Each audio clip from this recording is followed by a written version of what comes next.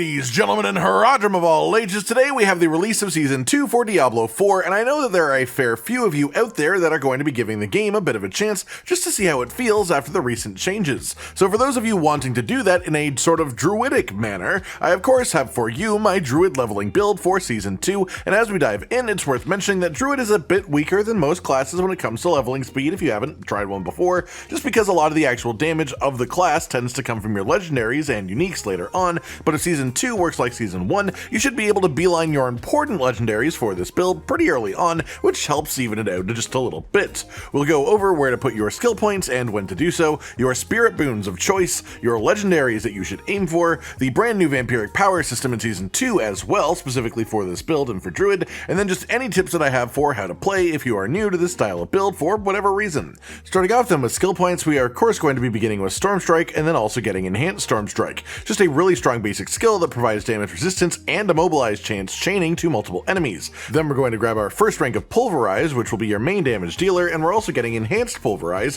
which gives us an occasional guaranteed overpower as long as we stay above 80% health. And overpower is, relatively speaking, a lot better this season than it has been in the past. After that we round back and we're going to be picking up Fierce Storm Strike here for a high chance to apply vulnerable to enemies on hit as well, which is a pretty solid damage increase all on its own. After that we're going to grab one rank of the Predatory Instinct passive, which gives you a 2% increase to crit chance against close enemies, which also unlocks our next node cluster, in which we're going to be grabbing the Debilitating Roar skill. This is one of the strongest damage reduction cooldowns in the game, as well as Enhanced Debilitating Roar for a ton of fortified generation when we cast this ability. After that we're going to round back and stick 3 more points into Pulverize just to increase the damage of our main damage dealer even more, and that will unlock the Companion node cluster. From there we're going to be grabbing Poison Creeper as just a strong general companion, Enhanced Poison Creeper as well just to boost its effect. Then we're going to be getting Brutal Poison Creeper, which actually gives you 20% increased crit chance against any enemy that is caught in the vines, which is a ton of crit chance, especially for an early build,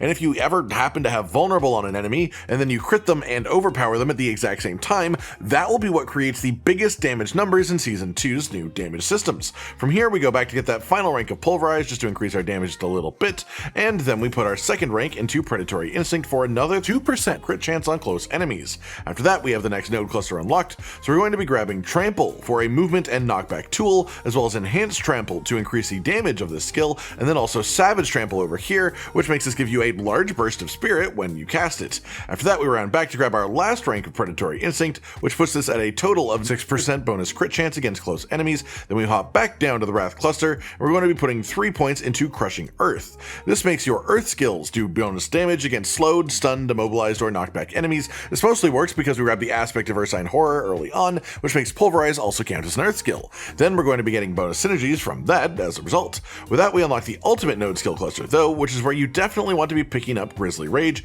as well as Prime Grisly Rage and Supreme Grisly Rage. This is just a big nasty damage increase cooldown that also increases your damage reduction quite significantly. It gives you Unstoppable for 6 seconds after you use it, and it gives you a buttload of fortified generation the entire time it's active. After that we round back and we're going to be taking 3 ranks of Stone Guard over here just to increase the damage of your Earth skills when you have more than 50% of your health as Fortify.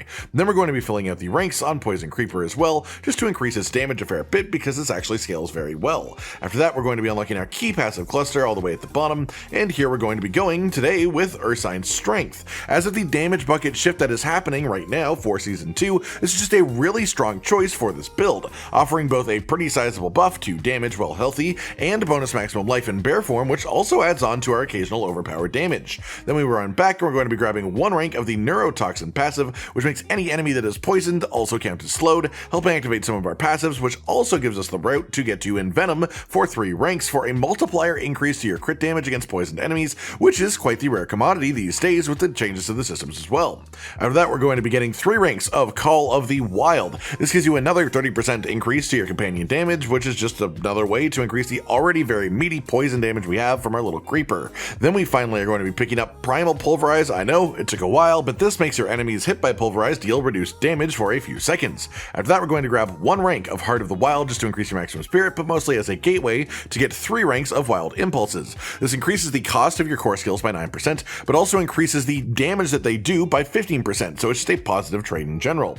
And after that we're going to be getting 3 ranks of Iron Fur to increase your damage reduction while in werebear form and for a few seconds afterwards. Then we're going to be grabbing 3 ranks of Ancestral Fortitude for plus 15% to all elemental resistances, which is what it will say in Season 2 and what it will do, and it'll be a lot better in Season 2 because resistances will be fixed and resistance stats will now actually matter in theory. Then we're also going to be taking 3 ranks in Vigilance for a burst of bonus damage reduction when you cast Debilitating Roar. Speaking of which, after that we're going to be grabbing Preserving Debilitating Roar just to make it heal you a ton for while it's active. And then we just take our last 2 points here into Mending down here just to increase the healing that we get for a little bit while in bear form, because we might as well. We're going to be in bear form a lot and we heal a fair amount. And that does it for our skill points then, so let's dive into our spirit boons over here. As usual, in the Deer Path we're going to be taking Wariness. This is just reduced damage from elites, it's really good. In the Eagle Path we're going Scythe Talons for the 5% bonus crit chance, of course. Then in the Wolf Path we're going to do our Bond and take 2 boons, Energize, which gives us a decent chance at some spirit regeneration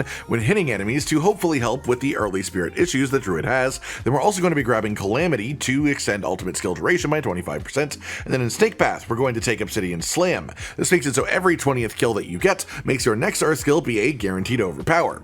With that covered then, let's talk about our legendaries of choice. And of course, as this is a leveling build, we will only cover the 3 slots that you don't particularly need to improve all that often while going up in levels: Amulet and Rings. So for your Amulet and the 50% bonus effectiveness, we're going to get Aspect of Retaliation. Your core skills deal more damage depending on how much Fortify you have. This is very strong once we get properly up and running with a lot of our skill synergies, and this comes from the Seaside Descent dungeon in the Dry Steppes. After that, on one of your rings, you absolutely want the Aspect of the Ursine Horror. This makes your Pulverize count as an Earth skill as well, which activates a bunch of our other skills and one of our spirit boons too, and also causes a patch of damage to appear under your impact zone of Pulverize that sticks around for a while, just dealing a nice bit of damage. Then for your last slot, you'll probably want the Aspect of the Rampaging Werebeast for increased Grizzly Rage duration and also crit stacking. This legendary effect will now have a cap in Season 2 on the amount of crit stacking you can do at 200%, but it's still quite solid nonetheless. An interesting secondary option, however, might be messing around with our new legendary in Season 2 for Druid, Raw Might.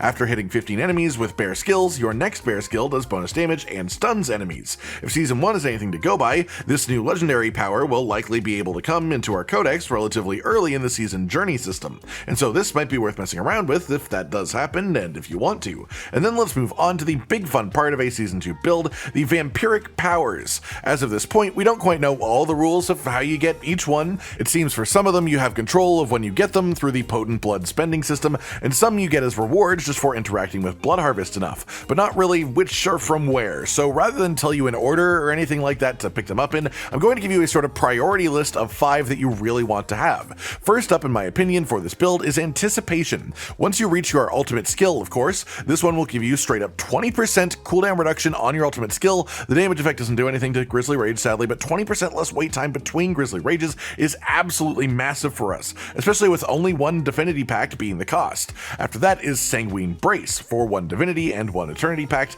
This gives you Fortify on enemy killed, but more importantly gives you 8% bonus crit chance if you have Fortify for more than 50% of your max life, which is lovely for us, especially if we can get this power early on.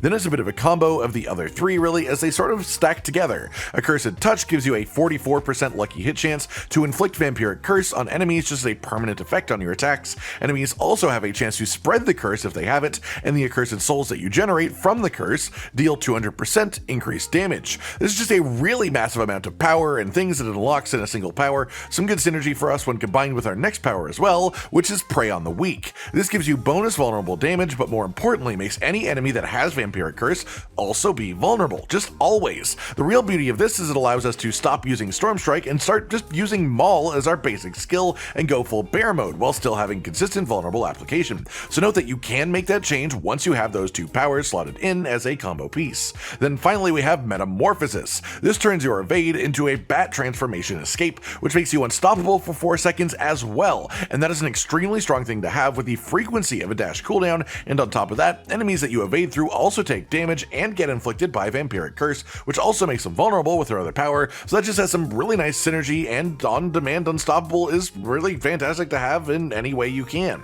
And that pretty much covers it as far as how to build and what to get, so let's talk about how to actually play this. Early on it will feel a touch slow, that's just the Druid experience sadly, but once you get your first couple of legendaries that we talked about, it really does start to pop off a bit faster. Early on in your journey you will have spirit problems, so make sure to try and group up enemies as much as possible before using Pulverize so that it can hit as many things as possible every time. Otherwise this build is really very simple. Basic attack to generate spirits, Pulverize to spend spirits, Poison Creeper to immobilize and give you a bunch of crit chance on the enemies that it grabs, Debilitating Roar as a massive defensive cooldown whenever you need it, Trample for movement, unstoppable, and also a burst of spirit regen, and then Grizzly Rage is your big damage cooldown. Mow down enemies as a big bear and have a great time doing it. That'll do it for today then, everyone. The season launches in a few hours from when this video is going up, and if you're planning to test the waters and do it in a druidic manner, I wish you the best of luck, and I hope this build helps you out if you choose to use it for yourself. Like if you liked the video, subscribe to the notification bell for more, and most importantly, ladies and gentlemen, until next time, stay sweet. Josh, Cotton, and Hollow with the videos, dropping the humor like a hammer on your tippy toes, bringing entertainment on a daily arrangement to take our insanity and turn it into entertainment. Yes, I said entertainment twice, to reiterate that it is nice to look into your faces on a mostly daily basis when you let us in your homes to make the whole world a stage. Goodbye.